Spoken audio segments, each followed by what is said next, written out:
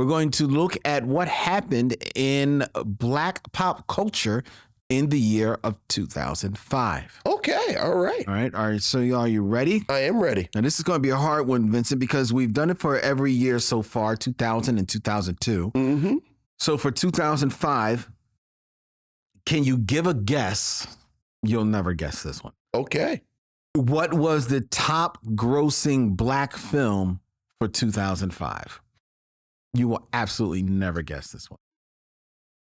Tyler Perry? No. It is a romantic comedy. No. Yeah, what was 2005? The early aughts actually all kind of blur together.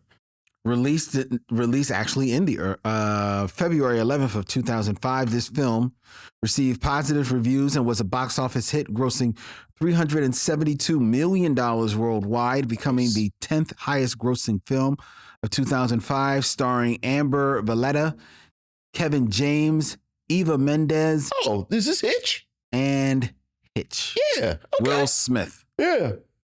Good movie. Yeah, I liked Hitch. I still remember enjoying it. Yeah, I liked Hitch. For the most part. And I do not like Kevin James. Yeah, I'm not a big Kevin James fan. Yeah, no, I actively dislike his comedy. So yeah, I liked Hitch. There you go. Yeah. All right, so that was the top grossing Black film. Okay. For 2005. Moving on to number 4. Okay.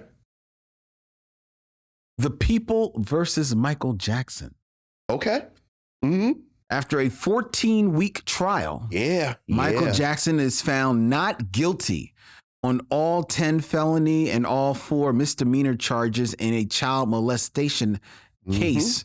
It was a criminal trial that was held in Santa Barbara, where Michael Jackson was charged with molesting Gavin Arvizo, who was 13 years old at the time of the alleged abuse, at his Neverland Ranch in California.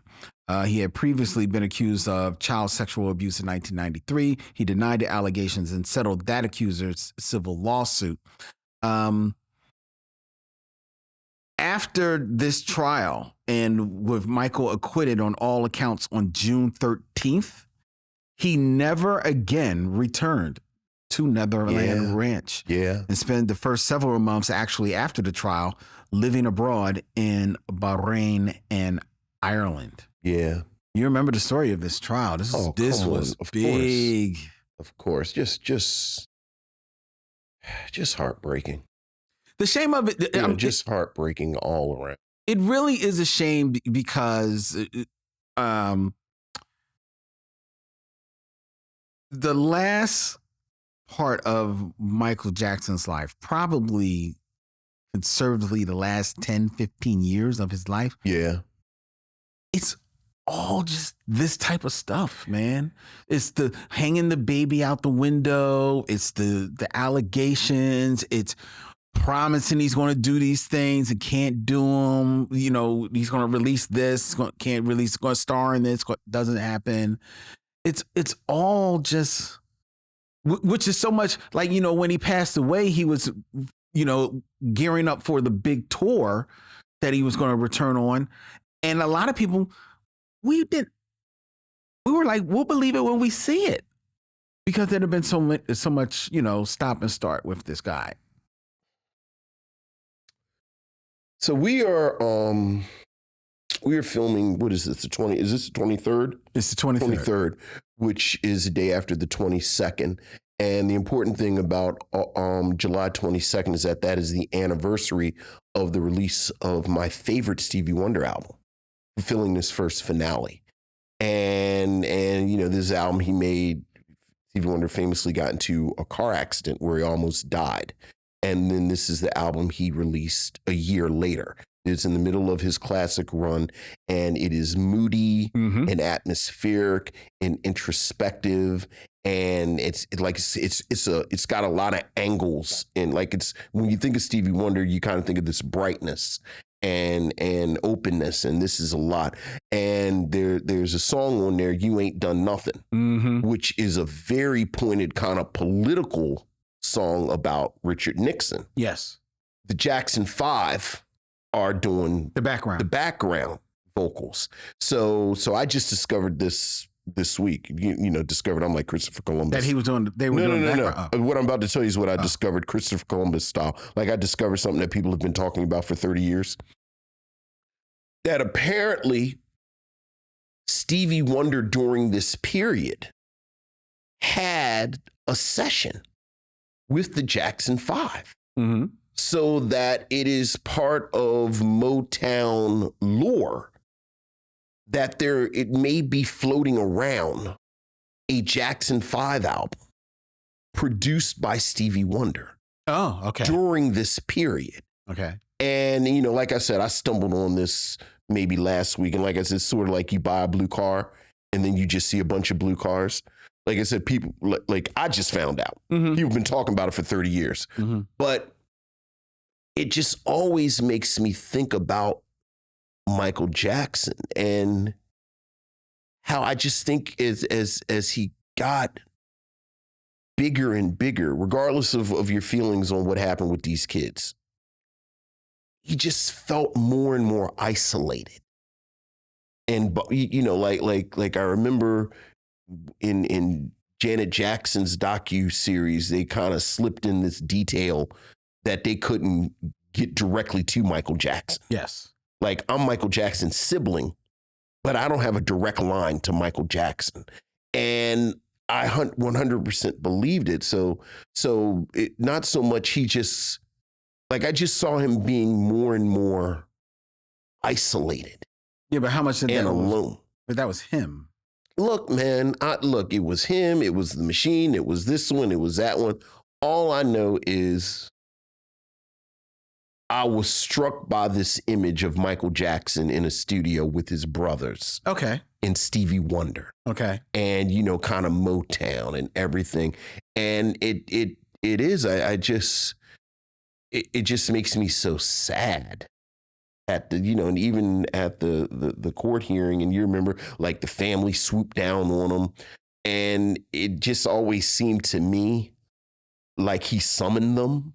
Mm-hmm. Like I didn't get the sense they were there out of real love, right? Like affection. Him and Tito and Jermaine were like eating wings last week, and he just sort of it's just I don't know where I'm going with that. Michael Jackson just makes me sad. You got something that don't make me as sad as that? Perhaps number 3 will lift your spirits, Vincent. Please, and this is do. The Rise of Rise. Okay. Rise, R-I-Z-E. And everybody should go get Fulfilling This First and Hour. They should. Our missionaries. We got. They there. Bernie Watson and Fulfilling This First and Hour.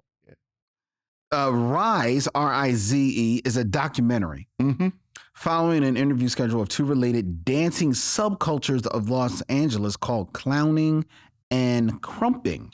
Oh, yeah. Is Tommy the Clown? Yes. Yeah. Yes, exactly. Yeah. Tommy Johnson, better known as by his alias Tommy the Clown, is a former drug dealer and man with a mission. For Tommy, clowning is more than an aesthetic pastime. It is an area besieged by drive-by shootings, drug deals, and unemployment. Clowning is his way of offering an optimistic alternative for youngsters, a means of self-expression, and a chance to channel positive energy. The film Rise was written and directed by David LaChapelle and released in 2005. Robert Kohler of Variety gave the film an 80 out of 100, stating that Rise is an eye-popping lensing and an appreciation of social complexities combined for an entirely satisfying experience.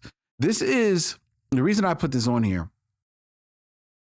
And I will give you a heads up that for our Doc to School September, this is one of the documentaries that I'm selecting. Excellent, because I've never seen it. And that's the reason.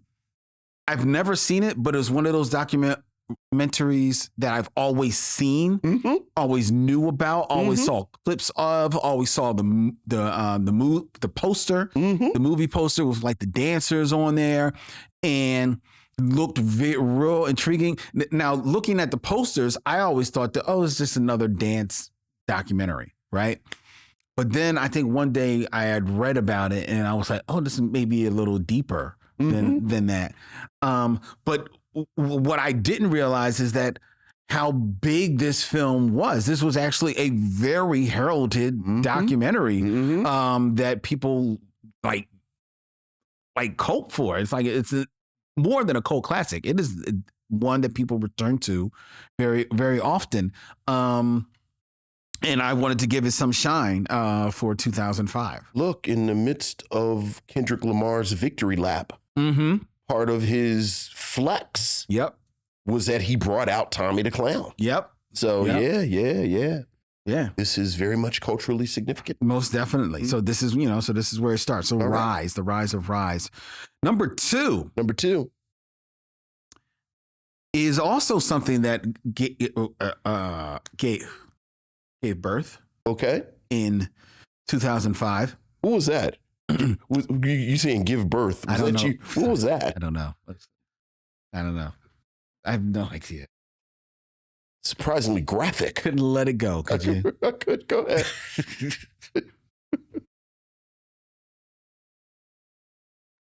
What else? I think I was seeing Strange. Whatever gave birth. What else gave birth, Lynn? What else? What?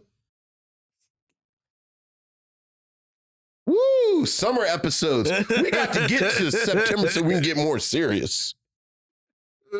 One thing I've noticed, we spend a whole hour not doing the movies. We want to be more serious in the fall, folks. Yes. What was I saying? Oh, in 2005, we had the premiere of Grey's Anatomy. Okay.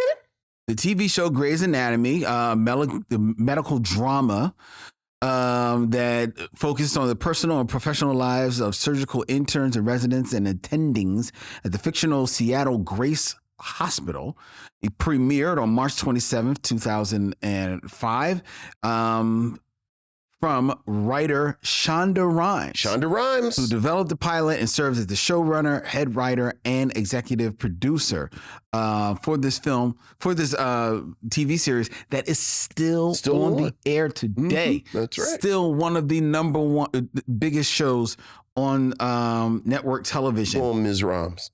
And Shonda Rhimes and her career, Shondaland Productions.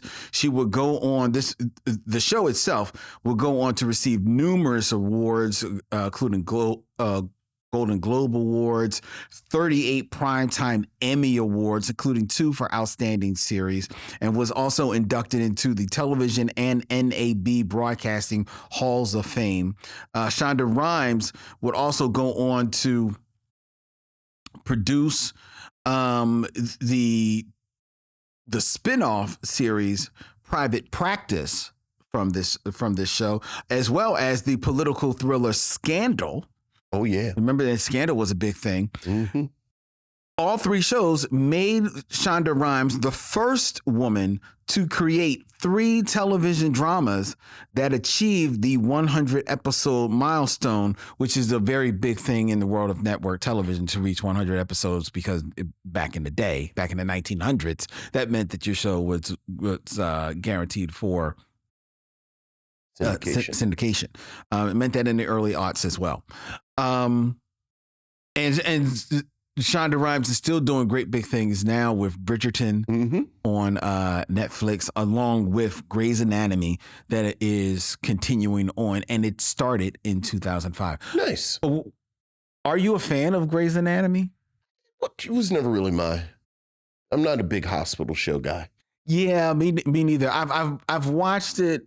Maybe I've probably over the years have seen maybe 3 or 4 episodes. Sure. Enough to say like, oh, okay, good show. Right, and you understand why it's been on. There are not some shows.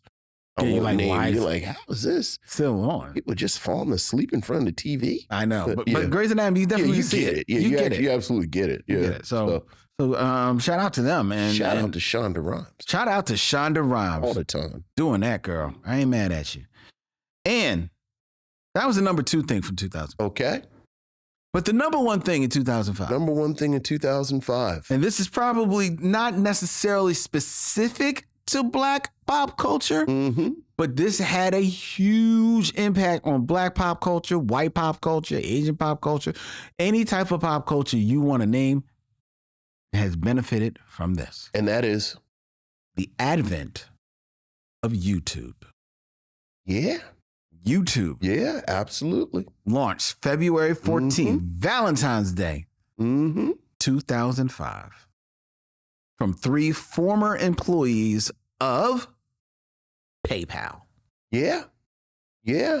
I would say I agree with you that all pop culture benefited from this, but I do think if you are from a minority pop culture, and certainly we are mostly concerned with Black pop culture, YouTube was a quantum leap in getting rid of the traditional gatekeepers that kept Black creatives from getting to audiences. And certainly 2 of the best examples of that is the aforementioned Issa Rae and Quinta Brunson. Yes. Who I think their careers, it's a straight line to having avenues where they didn't have to worry about an old white man in an office deciding whether or not what they are creating is something that should be seen by the public. So, yeah.